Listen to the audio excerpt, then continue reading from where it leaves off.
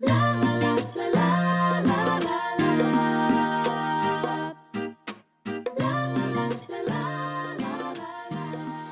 and welcome to Elizabeth's Craft Room.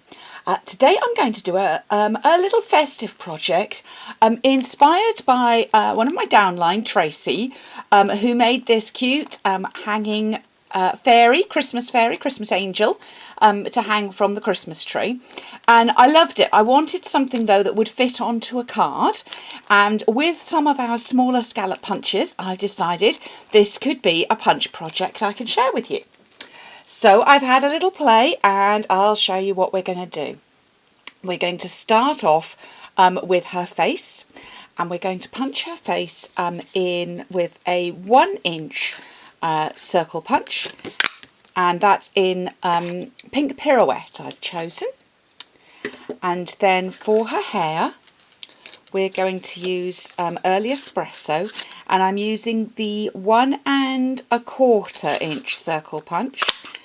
And we need 2 of those. We're not going to use the whole of one of those, so the fact that doesn't quite fit on is fine. So if you imagine, so her face is going to go like that. Then we need her fringe. I'll show you on Tracy's. And so what I'm going to do is I'm going to take this along here and just curl up and give her a little parting.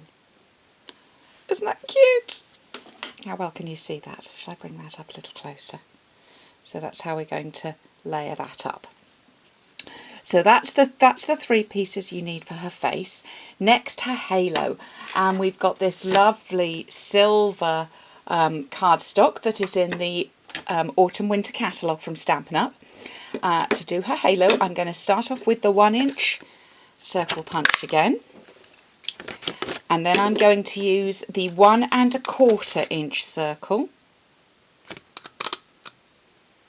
Well, you can see that. So by punching the middle first, then I can see how to get my ring. So that's going to be her halo, just going to go on behind like that. So let's do her little face. I'm going to take the Blushing Bride. And I just have a little cotton pad, a little cotton tip here, Q-tip, and I'm just going to do her little blushes just gently. You could do these with punched circles, but I quite like the little kind of delicate effect. And then I'm just going to draw her face on, and little eyes and a little angelic smile. Okay, and we're going to put that together. So a bit of Tombow adhesive, and looks as if I'm going too low, but you don't want her to have a beard. That would not be a good look for an angel. So we're going to just put that there. Put on her fringe, and that can come as low as you like, and then a little bit of glue on the silver, and there's her halo. Cute. Okay, for the next bit, the dress, I'm going to use our largest scallop circle punch, which is this one, and this beautiful Christmas DSP that is in the Autumn Winter catalogue. And I'm going to take this, and I want to start from the top and count 1, 2, 3, 4 of those little scallops and fold that in. And that with a bone folder. And then the same the other side. 1, 2, 3, 4. 1, 2, 3, 4. There we go. And fold that in. Now you can have it either way round, and I think I'm actually going to have it this way round. And have the Pool Party or Coastal Cabana colour there for her dress. Okay. And then we're going to make her fairy wings, her angel wings. So I'm going to do that with the butterfly punch. Now the butterfly punch I think isn't quite big enough to make the wings as I want them. So I'm punching one in the DSP, in that same DSP, and one in some vellum. That's our vellum cardstock.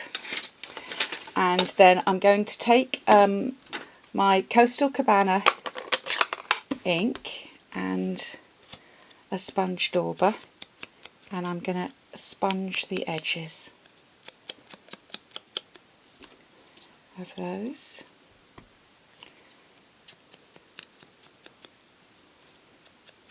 Just to make those pop a little bit. And then what we're going to do is actually separate those wings. So I'm going to cut those right in half. And then a little tombow on the vellum ones. And I'm going to lay these down on the inside, so I'm kind of just extending those wings a little bit in their size. It'll be like a double effect.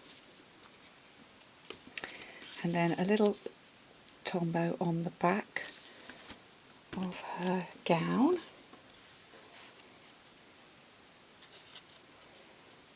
And we can put the wings in place.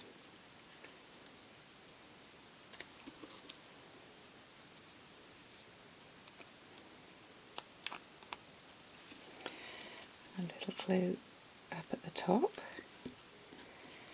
and her face goes on there. Isn't she sweet? So I'm now going to put her onto a card. So I've started off, I've started off there with, this is Soft Sky cardstock, just a regular card size.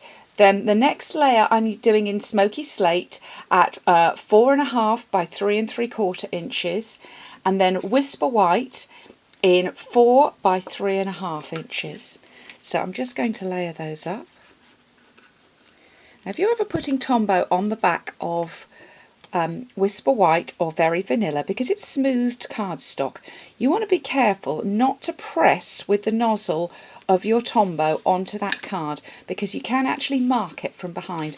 So very gently does it, or you can use the spready end.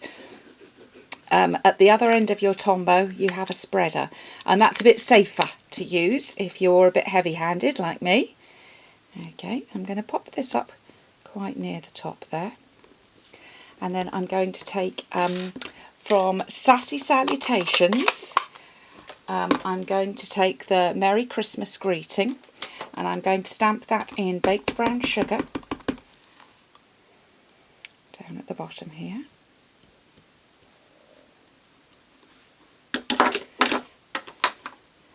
And then we're going to put our little angel onto the card. I'm going to pop a little bit of Tombow just under her, where her arms would be there. So I'm just seeing those flapping just a little bit. And then I'm going to use dimensionals. Right, I have my dazzling diamonds now. I keep my glitter and embossing powder in large pots so that I can just sprinkle them back in. And have here a spoon. And what I'm going to do is just to use a two-way glue pen to add some sparkle.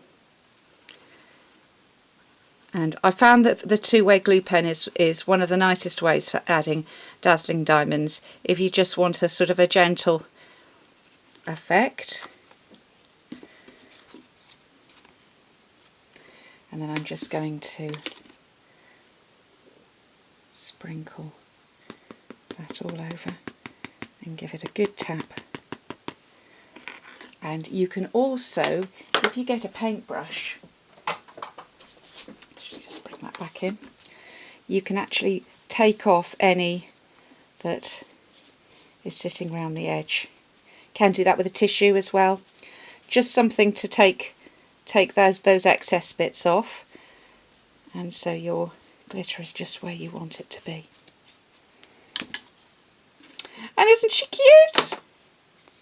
I really like her. So thank you, Tracy, for the inspiration. And come back soon to Elizabeth's Craft Room for more.